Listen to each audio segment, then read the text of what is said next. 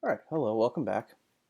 So in this video, I'm going to continue on covering how to do these time value of money calculations using Excel. So in this case, I'm going to do the PV function. Last time I showed you the FV function on how to calculate the future value of either a lump sum or an annuity.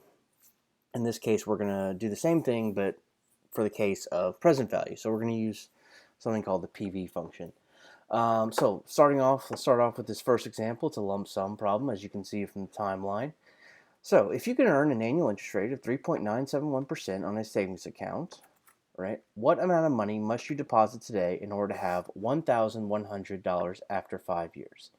Okay, so basically, we're going to deposit some amount of money today, and we hope to have $1,100 in 5 years. Given that we can earn this 3.971% interest rate, what amount of money do we have? What amount of money does that have to be? Okay, today. All right, so let's go to 1, and to do the PV function, we'll just do equal sign PV, and then open parentheses. The rate, of course, is the interest rate, so that'll be, and of course, this has to be in decimal form, so it's 0.03971, and then we'll do a comma to get to the next input. In per, well, it's after 5 years, so we'll put a 5 and then comma. Payment is going to be 0 because this is a lump sum problem, not a annuity problem. And comma, and then now FV, right? That's going to be our 1,100. Now again, notice that this little comma that usually denotes thousands or a new triplet of digits, we don't want to put that in there when we're using these functions because that a comma is what denotes a new input. And then type is irrelevant here because we're dealing with a lump sum problem, not an annuity. So do shift 0 to close parentheses and then press enter.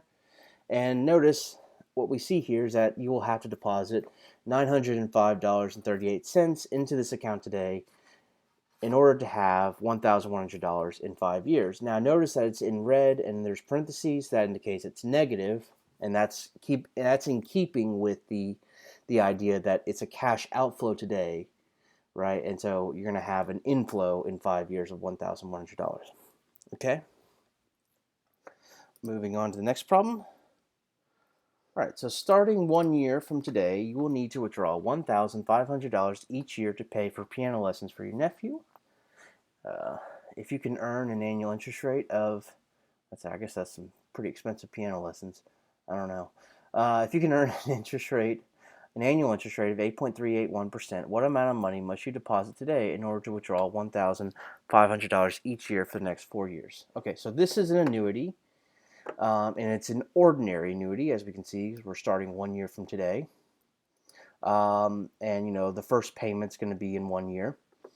And so so we're going to have, now, of course, this payment is going to be, we can think of this payment as, what we'll receive today in order to pay for the lessons, right? So this payment's going to be positive, and then we're going to have to deposit some PV today. Okay, so let's do equal sign PV, open parentheses. Interest rate is, 0.08381, comma. There's 4 years, comma. Payment is going to be 1,500, comma. Future value, this is an annuity, so in this case, and because we're finding the present value of an annuity, we don't need to use that future value, so we can just put 0 and then comma. Because this is an ordinary annuity, the type is 0. I'm going to close the parentheses. Okay, and so that shows that we'll need to deposit $4,926.35 today in this account that bears an 8.381% interest rate in order to be able to withdraw, right, $1,500 each year for the next 4 years. Okay? All right. Moving on.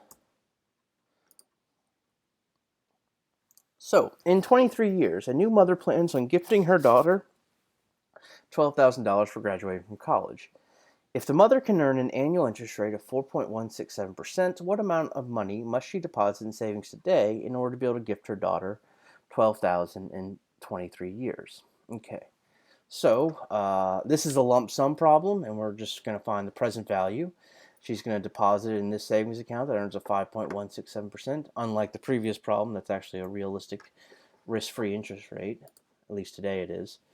All right, so we have, let's again put our PV, equal sign PV, shift 9 to open parentheses. It's a 4.167% interest rate, so 0.04167, and then comma. It's going to be 23 years, so in PERS 23. Payment, this is a lump sum problem, so there's no payment, so payment is 0, comma. The future value is going to be 12,000, and again, don't put that, don't put this comma when you input it in for the future value, right? So it's 12,000. Oops, hold on.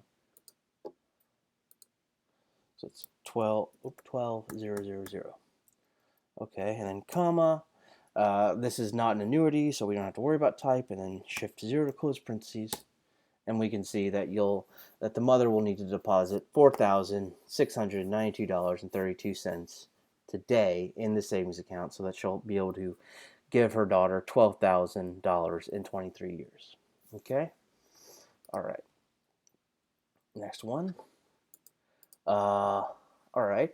So a 70-year-old retiree plans to live another 30 years. To supplement her Social Security, right, the retiree plans to withdraw $14,000 each year from her savings account that earns an annual interest rate of 2.94%. What amount of money must the retiree have in the account today in order to follow this retirement plan? So I guess this retiree plans to live to 100. Okay. So she has a. So again, this is an annuity, and just looking at the time cash flow timeline, we can see that it's an annuity due, right? Because the first cash flow comes at year 0, right, rather than year 1. And this is the number of periods is going to be 30. So let's go back. So we got equal sign equals PV, open parentheses. The rate is going to be 0.0294, comma. Number of periods is going to be 30 since there are 30 payments. The first one's going to be today, comma. And then the payment is going to be 14,000. So put 14,000. Future value, it's an annuity, so we don't need to worry about that. So we can just put a 0. And then comma, this is an annuity due, so we need to put a 1. All right. And then shift 0 to close parentheses. And we can see that she's going to need to have basically $285,000 in this savings account today in order to be able to withdraw this. In the next video, I'm actually going to talk about something called the PMT function, which is going to kind of reverse this problem a little bit, because that's the usual case. Usually, when a retiree looks at how much they have, when they look at their whole retirement wealth, they can, that's really the problem. They're going to try to figure out, okay, how much can I withdraw each year, for a certain period of time. Okay, all right, so that'll do it. So I'll see you again. All right, have a good one. Bye.